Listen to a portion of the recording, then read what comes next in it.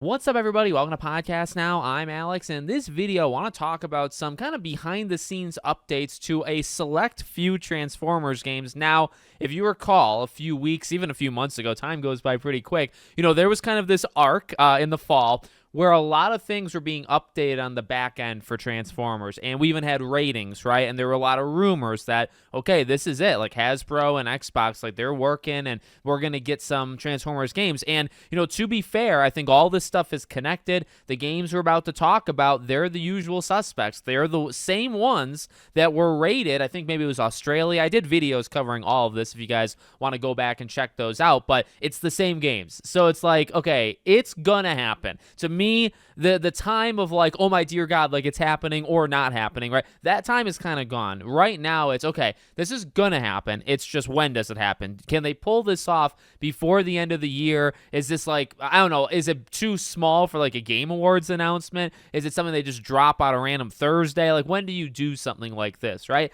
I think it's a big deal. I know a lot of you guys that watch these videos, I know you think it's a big deal. I wonder how big of a deal it actually is. Okay, so the actual news, I'll take it from Transformers Reactivate, DPZ Luna. Transformers War for Cybertron, Fall of Cybertron, and Devastation have all had their Steam databases updated with new store screenshots in the last 5 days. These games have been off of Steam store for years now. I think the re-releases are upon us, and then thanks to JDog4789 for the update, and you can see individually like the packet kind of history for Devastation, for War for Cybertron, and Fall of Cybertron, and specifically Devastation, because I saw some people doing it. There are screenshots, like the screenshots are actually visible, the new ones that are posted for that game. The other two, like they're in the back end, they were updated, but they're not visible, the War and Fall. So in case you guys want to check those, I mean, it's like we've played the game, or you have the game, or whatever it might be, you know what the game looks like. But, this is another, I mean, I guess in case people aren't buying it, right? I mean, I don't know how you aren't at this point. Why would you do this, right? I mean, he kind of makes the point in that tweet, right? Much like the ratings and much like the rumors and all this stuff. And I think these games have been, remember, like something in the Xbox store, I think, was changed in terms of how they look as well. That was like the earliest of sign, as there seemed, past tense, to have been like tinkering with the store pages for, I think, these three specific games. And I think others, remember maybe the Deadpool game, I remember it being one of them, a couple others as well. Maybe I think Ultimate Alliance, there was a whole thing. I gotta, it really doesn't feel like that long, but I guess it's probably been like 2 months since this has happened, and nothing has actually happened, right? But I really think they're getting it ready. And for those that don't believe it, I mean, like, why would you be adding screenshots to games that are not even there years and years down the line? Why would you have them be rated? The rating thing is a dead giveaway. You're not rating these games if the game, if you're not doing anything, if they're not coming out, you're not rating them, right? So these games are going to release, and I imagine it's at least these three, but then you kind of have to go back to the well and say, okay, remember those Marvel games that seemingly got that tinkering treatment? Maybe those games as well. But I think for sure,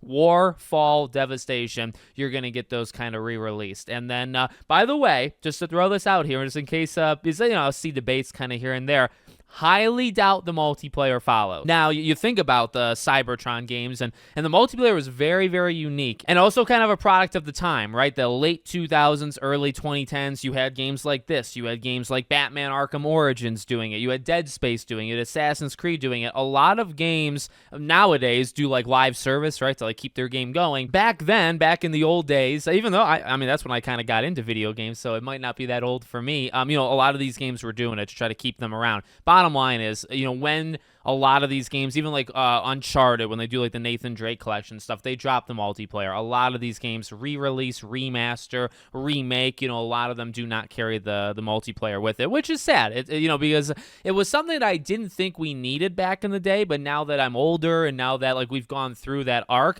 it's something I actually quite appreciate, because I think there was actually some really good just ideas, really clever ideas using these franchises and doing it. But, I do think the strength of these games are on the single single player, the multiplayer, it's not to be discounted though. I had fun with the multiplayer back in the day as well. So we'll see when they do it. Again, Game Awards is like 2.5 weeks, or maybe 3 weeks. I don't know. That's a big stage. It's a big show, and to do something like this, I don't know. Especially if it's literally just a re-release, right? And you're not remastering it, something like that. I don't think you would get it there. This really could be a shadow drop. This really could be they announce it one random week and they say it's coming out the end of the week. It drops today. It drops next week. I really think, that would be the biggest, that in terms of like shadow drop and like kind of like they're just like putting out a news story that day. For how small it would feel, for us it would be enormous. You know what I mean? But I don't know. I don't think it actually makes sense to do it like a show. I just don't feel like it's that big in the mainstream. It's more like to us. But we'll see. We'll see how it goes.